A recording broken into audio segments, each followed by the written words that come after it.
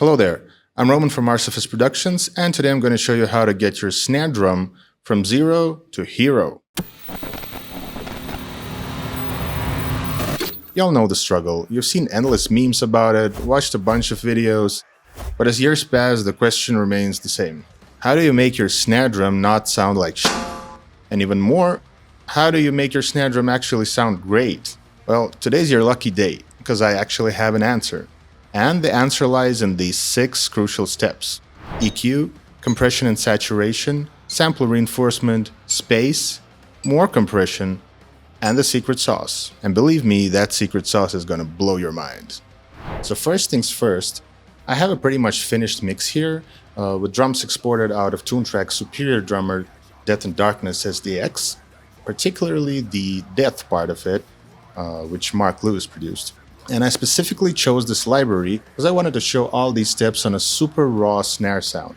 Because using something like a GGD library for a video like this would be kinda cheating if you ask me. So, with that said, the only thing that's missing in this mix is a nice and juicy snare sound. So let's quickly listen to the mix as it is, just to see what we're working with.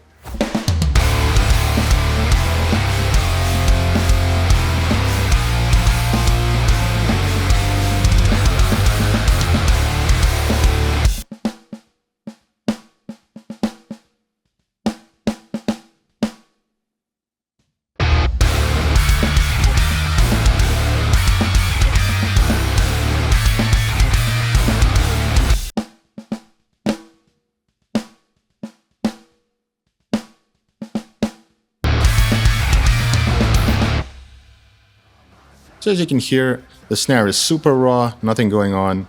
And this is exactly when we get to step 1, EQ.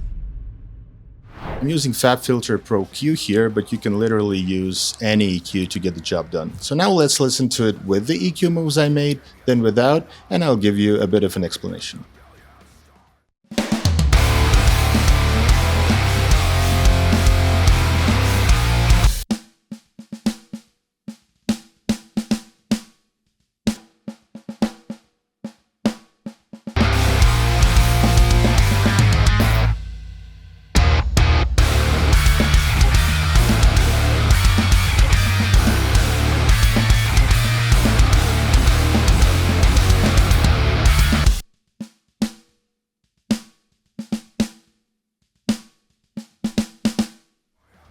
So as you can see, I boosted the lows a bit, starting from around 255 Hz. Then I cut out some mid-boxiness, around 637 Hz. Then I kinda extended that cut a bit to around 1.2K. And then I boosted the high frequencies with a pretty wide bell with a center around 10 kHz. And again, the snare drum is raw, so these moves are pretty drastic. With a more processed library, like the GGD libraries for example, my moves wouldn't be so drastic. So after we finish shaping the tone of our snare, we get to the second step, compression and saturation.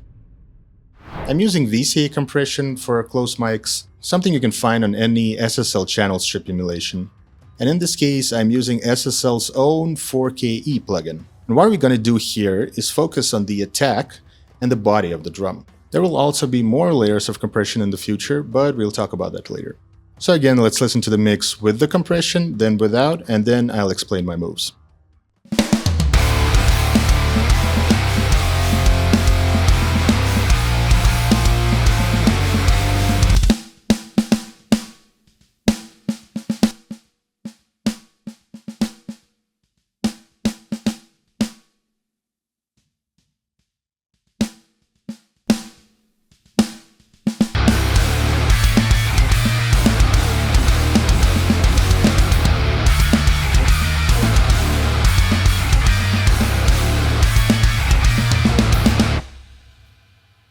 So as you can hear, the difference is pretty huge. So what I did here is I used the 4:1 ratio, a slow attack, the fastest release possible, and I'm getting around 8 to 10 dB gain reduction. And now after we're done with our VCA compression, it's time to saturate the snare a little bit, just to make the attack a little less pokey and make the drum blend better in the mix. For this I'm using the SSL 4K's mic preamp emulation, and we're not actually going to distort the snare, we're just going to warm it up a little bit. This effect is really subtle, So I'll show it to you first in isolation.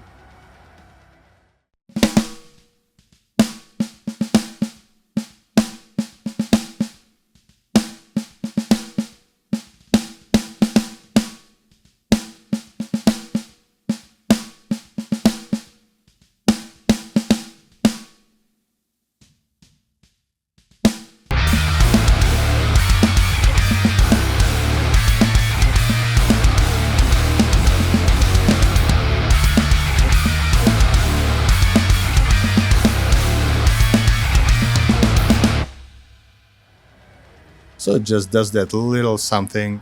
And as we know, every great mix is made up of layering those little somethings. Now that our snare is properly EQ'd, compressed, and saturated, we get to the next step, sample reinforcement. Sample reinforcement is done by mixing in either a one-shot snare sample or a high-velocity multi-sample pre-processed snare, all for making our snare drum even punchier and to further emphasize the attack of the drum. I'm using Slate Trigger to load a pre-processed sample that I made myself, using TuneTrack's Rock Foundry SDX. So first let's take a listen just to the sample track, then I'll show you how it blends with our closed mics.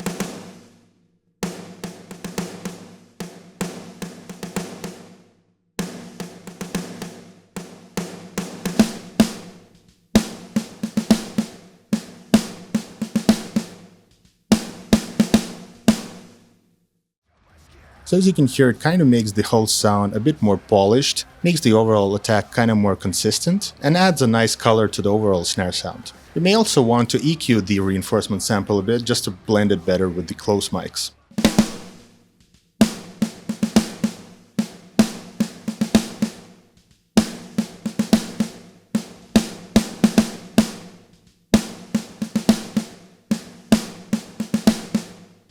So as you can hear and see, I just cut a bit of the mid-frequency boxiness around 220 Hz and boosted a bit of the highs around 4K.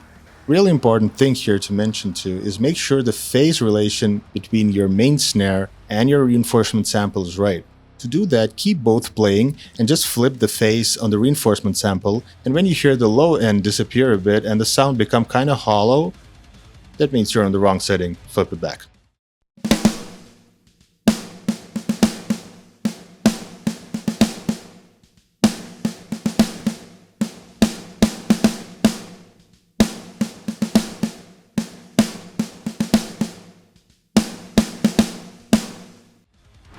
After dealing with sample reinforcement, we get to step 4, space. And this is where the fun begins. Step 4 includes room samples, and this is really important and often totally ignored by beginner mixing engineers. I'm using Trigger again, loaded with room samples from the GGD Modern and Massive library, because those sound absolutely huge. And I'm using Soundtoys Little Plate as the parallel reverb, just to add a bit of extra ambience and color. So first I'll show you the room samples in isolation, then the reverb in isolation, then everything together, and then I'll just switch stuff on and off so you can hear what it's doing.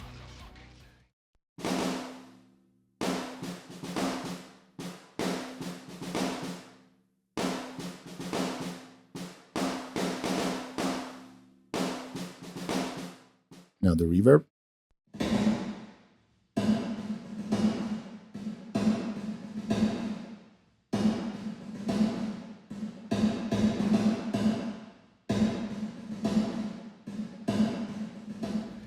And two little things before I get to the whole mix is that I actually like to compress and EQ the room samples a bit, and also high pass the reverb. The EQ on the room samples is pretty subtle, but you'll really hear what the compression is doing.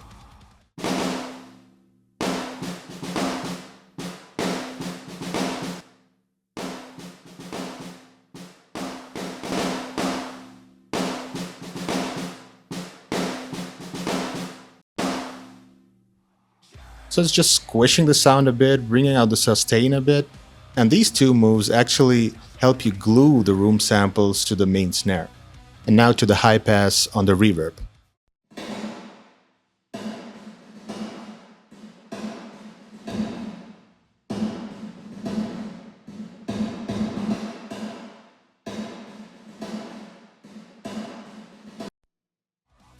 So as you can hear, it's pretty drastic. It's cutting out all the mud in the low end because we don't really need that info on the parallel reverb track. Now let's listen to the full mix and isolated snare, and I'll be turning the room samples and the reverb on and off.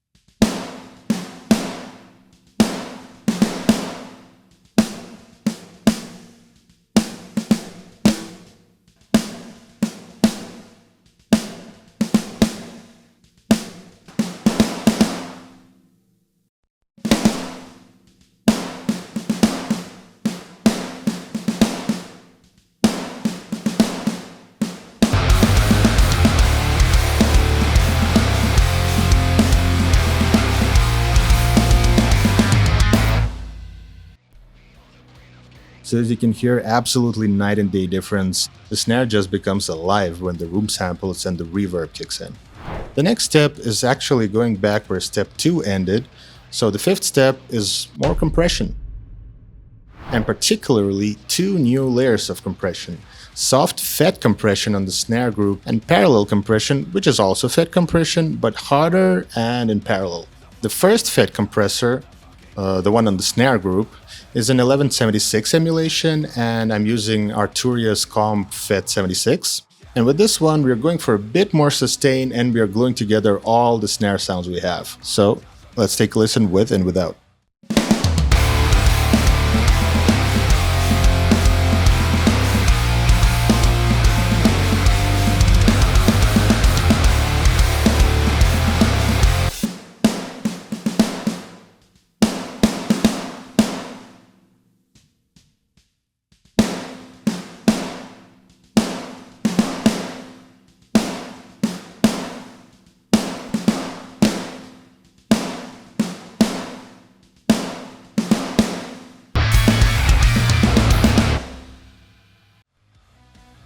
So it's pretty subtle, but it kind of forces your whole snare group to kind of remain in the space where it should be.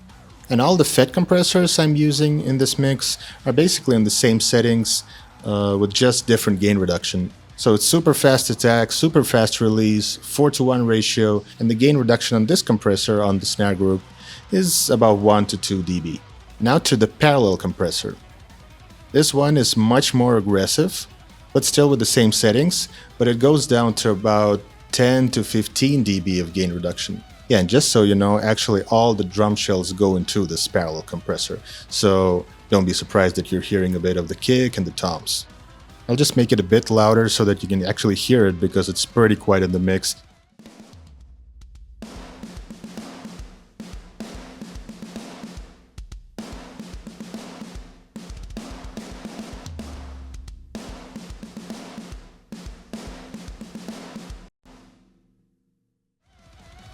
And now our snare drum already sounds great, doesn't it?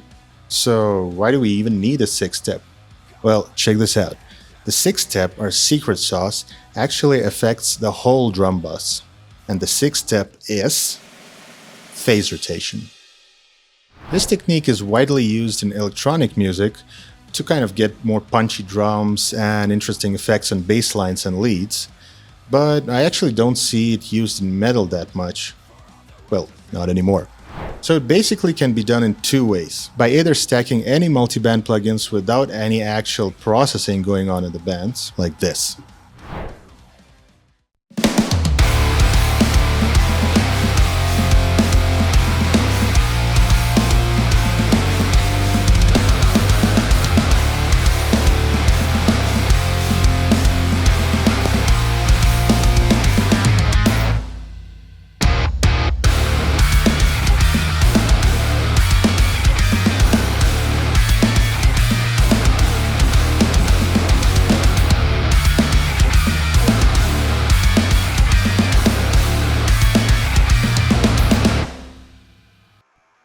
Or just by using the sweet little plugin from Kilohertz, Disperser. I put a link to Disperser in the description, a really fantastic little tool. Well, like all kilohertz stuff actually, so just try them out, you won't regret it. So Disperser here does the same thing as stacking multiband plugins, but inside a single plugin with two giant knobs, which is much more handy if you ask me. And before we listen to the same thing with Disperser, just a couple of thoughts. Don't use pinch, it just screws up the sound. You also don't want to overdo the amount.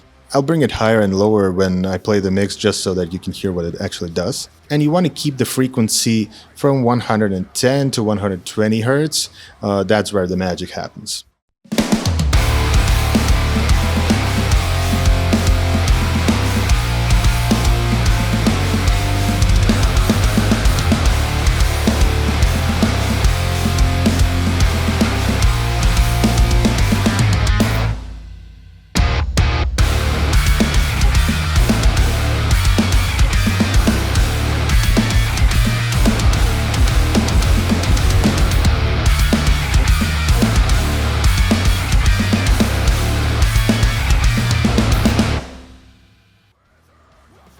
So as you can hear, phase rotation does wonders to drums, and you really get that modern punchy sound out of it. But as you can hear with the amount, the more you do it, the more it becomes basically like EDM drums. But I mean, if that's your thing, why not?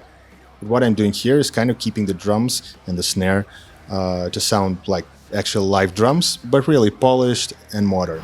Okay, now let's just listen to the full riff and blissfully absorb the snare's perfection.